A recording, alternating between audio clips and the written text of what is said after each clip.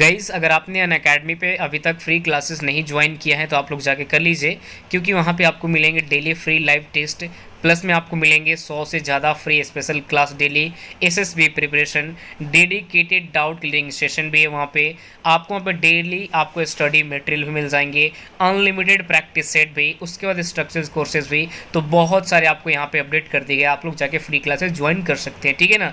एक और चीज़ है, ऑफर अन प्लस सब्सक्रिप्शन एनडीए के लिए। अगर आप 6 महीने का सब्सक्रिप्शन लेते हैं एनडीए का तो उस पर आपको 2 महीने का फ्री है, यानी टोटल 8 महीने। अगर आप 2 साल का लेंगे तो वहाँ पे 4 महीने मिलेगा, है ना। ये ऑफर कब तक है? तो 10 तारीख से लेकर 30 सितंबर तक है। आप लोग अगर एग्री है तो ले सकते हैं, ठीक है ना। एक और ऑफर है एनडीए के लिए, उधर देख सकते हैं। 1 साल का सब्सक्रिप्शन लेंगे तो 1 साल का एसएसबी का सब्सक्रिप्शन फ्री मिलेगा। ये आपको 30 सितंबर तक रखा गया है, ठीक है ना। तो आप लोग अगर चाहते हैं लेना तो आप लोग ले सकते हैं। हम लोग का ये पता है कि आपको जो कैटेगरी है एनडीए अलग हो गया, navy air force X Y coast guard अलग हो गया, ये चीज़ ध्यान रखना। अलर्ट प्राइस हाइक भी होने वाले इंडिया कैटेगरी में, तो आप लोग फटाफट जाके इनरोल कर सकते हैं। गरुड़ बैच आ चुके हैं एयरफोर्स एक्सवाई के लिए, इंडिया के बेस्ट एजुकेटर यहाँ पे मिल रहे हैं आप सभी के स्क्रीन पर देख सकते हैं। 100 से ज़्यादा नहीं, 1000 से ज़्यादा स्टूडेंट्स एग्जाम को भी क्लियर किया है। साथ ही साथ यहाँ पर लक्ष्य एनडीए 2 का भी बैच आ चुका है, चाहे इस बैच को भी ज्वाइन कर सकते हैं, ठीक है ना। सेलेक्ट कर लीजिए कितने महीने के लेना है, उसके बाद पेमेंट पे जाइए, फटाफट रेफरल को डाल दीजिए JZT10, प्रोसेस टू पे करके अपना फाइनल कर लीजिए। हेलो दोस्तों लोग, आई होप कि आप सभी लोग ठीक होंगे। तो दोस्तों मैं आज आप लोग के लिए यानी फिजिक्स के टॉप 25 क्वेश्चन लेके आया हूं, जो आपके एग्जाम के दृष्टिकोण से बहुत ही इंपॉर्टेंट रहेगा। और ये सारे क्वेश्चन क्या रहेंगे? प्रीवियस ईयर क्वेश्चन है, ठीक है। तो ये समझ लीजिए एक आपका सेट प्रैक्टिस है 25 प्रश्नों का। बिल्कुल सेट प्रैक्टिस लगाना बिल्कुल ना भूलें। और ये सारे क्वेश्चन प्रीवियस ईयर कई बार एग्जाम में पूछे जाने वाले सवाल है, ठीक है। तो चलिए शुरू करते हैं। और वीडियो को शुरू करने से पहले मैं आपको यहाँ पे ये बता दूं कि अगर आप इस वीडियो की पूरी पीडीएफ डाउनलोड करना चाहते हैं तो हमारे इस वीडियो के डिस्क्रिप्शन बॉक्स में टेलीग्राम और इंस्टाग्राम दोनों का लिंक दे दिया गया है। तो सबसे पहले आपको क्या करना होगा, टेलीग्राम चैनल ज्वाइन करना है और वहां से सारे वीडियो पीडीएफ फाइल को डाउनलोड कर सकते हैं, ठीक है। तो चलिए शुरू करते हैं। और यहाँ पर देखेंगे पहला क्वेश्चन आप लोगों की स्क्रीन के ऊपर ये है। पहला क्वेश्चन है कि दाब बढ़ाने पर जल का हिमांक क्या होता है? ऑप्शन ए में ही बढ़ता है, ऑप्शन बी घटता है, ऑप्शन सी पहले बढ़ता है फिर घटता है, और ऑप्शन डी में है अपरिवर्तित रहता है। इस क्वेश्चन का राइट आंसर आप तो सभी को पता होगा, कई बार एग्जाम में पूछा गया ये सवाल, दाब बढ़ाने पर जल का हिमांक क्या होता है। तो ये देखिए इसका right answer option number B हो जाएगा, यानी घटता है, ठीक है। दाब का यानी दाब बढ़ाने पर जल का हिमांक क्या होगा? घटेगा, जो कि ऑप्शन नंबर बी हो जाएगा इस क्वेश्चन का राइट आंसर, ठीक है। अगला सवाल ध्यान से देखेंगे, यहाँ पे सवाल नंबर 2 आपके स्क्रीन के ऊपर है कि दाब बढ़ाने पर जल का क्वथनांक क्या होता है। देखिए इस तरह से सवाल आपके एग्जाम में राइज किए जा रहे हैं, ठीक है। और ये सारे प्रीवियस ईयर क्वेश्चन है। ऑप्शन ए में है बढ़ता है, ऑप्शन बी घटता है, ऑप्शन सी पहले बढ़ता है फिर घटता है, या फिर ऑप्शन डी में अपरिवर्तित रहता है। मेरा पिछले वाला क्वेश्चन क्या था कि दाब बढ़ाने पर जल का हिमांक क्या होता है, और यहाँ पर क्वेश्चन ये पूछा गया है कि दाब बढ़ाने पर जल का क्वथनांक क्या होता है। हिमांक क्वथनांक आपको बिल्कुल यहाँ पे याद रखना होगा। तो देखिए जब दाब हम बढ़ाते हैं तो जल का क्वथनांक क्या होगा? बढ़ेगा, जो कि ऑप्शन नंबर ए हो जाएगा राइट आंसर, ठीक है। और मैंने पहले क्वेश्चन में क्या किया था कि दाब बढ़ाने पर जल का हिमांक क्या होगा, तो देखिए इसका right answer option number B हो जाएगा, यानी घटता है, ठीक है। तो ये चीज आपको यहाँ पे याद रखना होगा। क्लियर हो गया होगा आपको? फिर से क्लियर कर देते हैं कि दाब बढ़ाने पर जल का क्वथनांक बढ़ता है, ऑप्शन ए हो जाएगा इस क्वेश्चन का राइट आंसर। आगे बढ़ते हैं। अगला सवाल ध्यान से देखेंगे कि द्रवण के समय किसी पदार्थ का ताप क्या होता है। द्रवण के समय किसी पदार्थ का ताप क्या होता है? ऑप्शन ए नियत रहता है, ऑप्शन बी बढ़ जाता है, ऑप्शन सी घट जाता है, या फिर ऑप्शन डी इनमें से कोई नहीं। सभी लोग राइट आंसर कमेंट करेंगे अगर आपको इस क्वेश्चन का राइट आंसर पता है तो। ये बता दो कि ये सारे क्वेश्चन कई बार बच्चे ये भी पूछ रहे हैं कि सर एमआर के लिए क्या ये वीडियो पॉसिबल है? जी जी, एमआर, एसएसआर या फिर डबल ए का जो अभी अप्लाई किए हैं, इन सभी के लिए ये सारे क्वेश्चन बहुत ही इंपॉर्टेंट है। कई बार एग्जाम में पूछा जाने वाला सवाल है एमआर, एसएसआर, डबल ए से रिलेटेड, ठीक है। और भी कॉम्पिटेटिव एग्जाम के लिए बहुत ही इंपॉर्टेंट रहेगा ये सारा क्वेश्चन आपके लिए। द्रवण के समय किसी ताप यानी किसी पदार्थ का ताप क्या रहेगा, तो ये नियत रहता है, जो कि ऑप्शन नंबर ए हो जाएगा राइट आंसर, ठीक है। अगला क्वेश्चन ध्यान से देखेंगे, सवाल नंबर 4 आपकी स्क्रीन के ऊपर है कि 1 पौंड कैलोरी के बराबर होता है। सभी लोग राइट आंसर कमेंट करेंगे। ये सवाल बहुत ही अच्छा सवाल है। सवाल क्या है कि 1 पौंड कैलोरी के बराबर होता है। 1 पौंड कितने कैलोरी के बराबर होता है? सभी लोग राइट आंसर कमेंट करेंगे। तो देखिए इस क्वेश्चन का right answer option number D हो जाएगा। डी में हमारे पास क्या है 252 कैलोरी हो जाएगा राइट आंसर, ठीक है, जो कि ऑप्शन नंबर डी हो जाएगा राइट आंसर। अगला सवाल देखेंगे। सवाल ये कि 1 किग्रा पदार्थ का यानी 1 किलोग्राम पदार्थ का ताप यदि 1 डिग्री सेल्सियस बढ़ाने के लिए आवश्यक ऊष्मा की मात्रा को उस पदार्थ की क्या कहते हैं? उस पदार्थ को क्या कहते हैं? ऑप्शन ए गुप्त ऊष्मा कहते हैं, ऑप्शन बी विशिष्ट ऊष्मा कहते हैं, ऑप्शन सी जल तुल्यांक कहते हैं, या फिर ऑप्शन डी ऊष्मा धारिता कहते हैं। क्वेश्चन नंबर 5 का राइट आंसर आप सभी लोग पता होगा तो जरूर कमेंट करेंगे। और वैसे इस क्वेश्चन का right answer option number B हो जाएगा। बी में हमारे पास विशिष्ट ऊष्मा हो जाएगा राइट आंसर, ठीक है। नेक्स्ट क्वेश्चन की ओर बढ़ते हैं। अगला सवाल ये कि विशिष्ट ऊष्मा का मात्रक क्या है? ऑप्शन ए कैलोरी प्रति ग्राम, ऑप्शन बी जूल प्रति 0 डिग्री सेल्सियस, या फिर ऑप्शन सी में है जूल प्रति किलोग्राम सेल्सियस, या फिर ऑप्शन डी में है कैलोरी प्रति 0 degree Celsius. Right answer comment करेंगे आप सभी लोग। देखिए इस क्वेश्चन का right answer option number C हो जाएगा। सी में हमारे पास क्या है जूल प्रति किलोग्राम हो जाएगा राइट आंसर। नेक्स्ट सवाल की ओर बढ़ते हैं। नेक्स्ट क्वेश्चन आपके स्क्रीन के ऊपर है कि निम्न में से किसकी विशिष्ट ऊष्मा सबसे अधिक है? ऑप्शन ए पारा, अल्कोहल, बेंजीन, जल। राइट आंसर कमेंट करेंगे सभी लोग।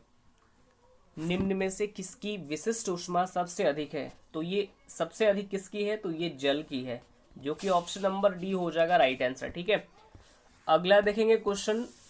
अगला सवाल ये है कि 8 नंबर ध्यान से देंगे कि निम्न में से किससे जलने पर अधिक दर्द महसूस होता है? ऑप्शन ए गर्म जल से, यदि ऑप्शन बी में है गर्म वायु से, ऑप्शन बी सी भाप से, या फिर ऑप्शन डी खौलता पानी से। बहुत ही अच्छा सवाल है, कई बार एग्जाम में पूछा गया है। देखिए इसका राइट आंसर ऑप्शन नंबर ऐसे तो सी हो जाएगा। सी में हमारे पास क्या है भाप हो जाएगा राइट आंसर, जो क्या है इससे अगर भाप से अगर जलता है तो सबसे अधिक दर्द महसूस होता है, इसलिए इस क्वेश्चन का right answer option number C हो जाएगा। नेक्स्ट देख लेंगे क्वेश्चन नंबर 11 नहीं, क्वेश्चन नंबर 9 आपके स्क्रीन के ऊपर है कि 1 केजी बर्फ को जल में परिवर्तित करने वाली ऊष्मा क्या कहलाती है? ऑप्शन ए गलन की गुप्त ऊष्मा, वाष्पन की गुप्त ऊष्मा, ऊष्मा धारिता, या फिर ऑप्शन डी में है इनमें से कोई नहीं। और वैसे इस क्वेश्चन का भी right answer option number A हो जाएगा। ए में हमारे पास है गलन की गुप्त ऊष्मा हो जाएगा राइट आंसर, ठीक है। नेक्स्ट क्वेश्चन की ओर बढ़ते हैं। अगला क्वेश्चन ध्यान से देखेंगे। सवाल नंबर 10 आपके स्क्रीन के ऊपर है कि मोटर गाड़ी के इंजन को ठंडा करने के लिए जल का इस्तेमाल होता है। ऑप्शन ए में इसका घनत्व निम्न होता है, ऑप्शन बी यह तीनों अवस्था में रह सकता है, ऑप्शन सी में इसकी विशिष्ट ऊष्माधारिता उच्च होती है, या फिर ऑप्शन डी इसकी विशिष्ट ऊष्माधारिता निम्न होती है। राइट आंसर कमेंट करेंगे क्वेश्चन नंबर 10 का। और वैसे इस क्वेश्चन का right answer option number C हो जाएगा। सी में हमारे पास क्या है इसकी विशिष्ट ऊष्माधारिता उच्च होती है, ठीक है। नेक्स्ट क्वेश्चन की ओर बढ़ते हैं। अगला सवाल आपके स्क्रीन के ऊपर है कि विशिष्ट ऊष्मा बराबर है। सभी लोग राइट आंसर कमेंट करेंगे आप सभी लोग। इसका right answer option number A हो जाएगा, यानी H/mt हो जाएगा राइट आंसर, ठीक है। नेक्स्ट क्वेश्चन की ओर बढ़ते हैं। अगला सवाल ध्यान से देखेंगे। सवाल नंबर 12 आपके स्क्रीन के ऊपर है कि आणविक संघटों द्वारा ऊष्मा का संचरण होता है।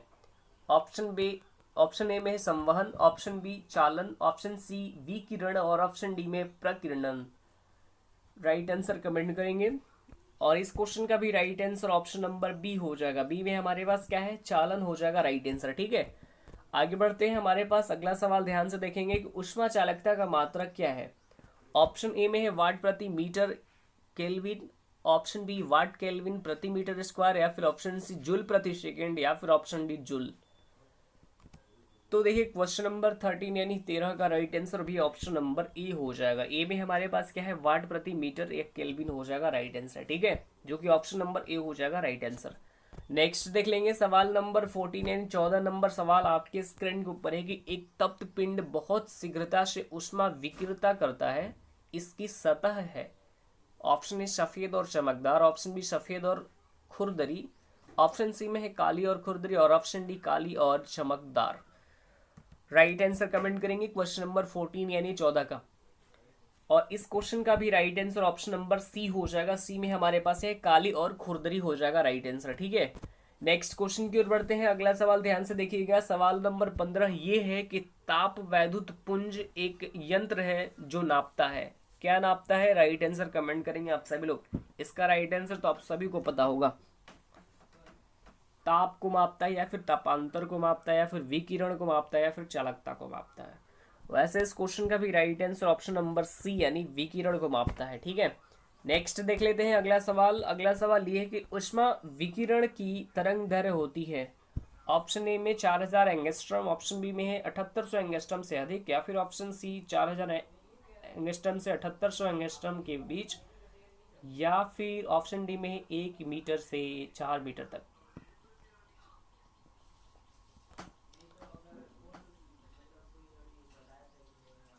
राइट आंसर कमेंट करेंगे आप सभी लोग। क्वेश्चन नंबर 16 का बहुत ही अच्छा सवाल है और इसका right answer option number D हो जाएगा। डी में हमारे पास 1 मीटर से 4 मीटर तक होता है। ठीक है, नेक्स्ट देख लेंगे अगला सवाल। अगला सवाल ये है कि संपूर्णतः काली वस्तु की अवशोषण क्षमता क्या है? 1, 0, अनंत या फिर कोई नहीं। तो ऑप्शन ए हो जाएगा इस क्वेश्चन का राइट आंसर। ठीक है, एक हो जाएगा राइट आंसर। नेक्स्ट देख लेते हैं अगला सवाल। ध्यान से देखेंगे कि गुरुत्वाकर्षण क्षेत्र में ताप का संचरण होता है। ऑप्शन ए चालन द्वारा, ऑप्शन बी प्राकृतिक संवहन द्वारा, या फिर ऑप्शन सी विकिरण द्वारा, या फिर ऑप्शन डी में इनमें से कोई नहीं।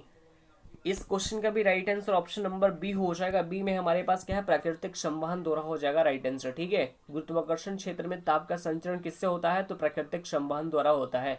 नेक्स्ट देख लेंगे अगला सवाल। अगला सवाल आपके स्क्रीन के ऊपर है कि न्यूटन का शीतलन नियम एक विशेष व्यवस्था है। ऑप्शन ए किरचॉफ के नियम की, ऑप्शन बी में है प्रीवोस्ट के नियम की, या फिर ऑप्शन सी स्टीफन के नियम की, या फिर ऑप्शन डी विन के नियम की।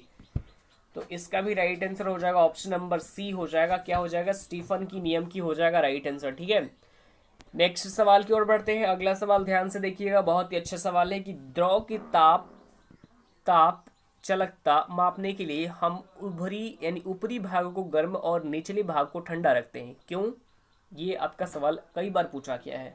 वह क्या होता है कि संवहन रोकता है, या फिर ऑप्शन बी में यह विकिरण रोकता है, या फिर ऑप्शन सी में ताप का चालन नीचे की ओर आसान होता है, या फिर ऑप्शन डी इनमें से कोई नहीं। तो इसका राइट आंसर भी ऑप्शन नंबर ए ही हो जाएगा, यानी वह संवहन को रोकता है। ठीक है, नेक्स्ट देख लेंगे अगला सवाल। अगला सवाल ये है कि तारा के ताप और रंग के बीच का संबंध प्राप्त होता है। ऑप्शन ए प्लॉन्क का नियम से, ऑप्शन बी विन की विस्थापन का नियम से, या फिर ऑप्शन सी में हब्बल का नियम, या फिर ऑप्शन डी में से कोई नहीं। राइट आंसर कमेंट करेंगे आप सभी लोग। क्वेश्चन नंबर 12 नहीं 11 का 21 का। देखिए इस क्वेश्चन का right answer option number A हो जाएगा। ए में है प्लॉन्क का नियम का हो जाएगा राइट आंसर। ठीक है, नेक्स्ट देख लेंगे अगला सवाल। अगला सवाल ये है कि रुद्रोक्षम प्रक्रम में स्थिर रहने वाली राशि कौन सी है? ताप, दाब, ऊष्मा या फिर आयतन। तो देखिए इसका भी right answer option number C हो जाएगा, यानी ऊष्मा हो जाएगा राइट आंसर। ठीक है, नेक्स्ट सवाल की ओर बढ़ते हैं। अगला सवाल ध्यान से देखेंगे कि एक कृषिका को गर्म करने पर वह उत्सर्जित करती है। किसको उत्सर्जित करती हैं? तो औरक्त किरण को, या फिर पराबैंगनी किरण को, या फिर माइक्रो किरण को, या फिर ऑप्शन डी में सभी तरंग लंबाइयों की विकिरण को। इस क्वेश्चन का right answer option number D हो जाएगा। मुझे उम्मीद है कि आपको अभी इसका राइट आंसर पता होगा। सभी तरंग लंबाइयों की विकिरण हो जाएगा राइट आंसर। ठीक है, अगला सवाल की ओर बढ़ते हैं। सवाल नंबर 24 ध्यान से देखेंगे।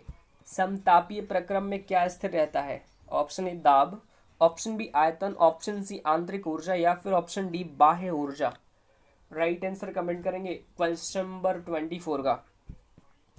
तो देखिए इसका भी राइट आंसर क्या होगा? ऑप्शन सी हो जाएगा, आंतरिक ऊर्जा हो जाएगा राइट आंसर। ठीक है, समतापीय प्रक्रम में क्या स्थिर रहता है? आंतरिक ऊर्जा स्थिर रहता है।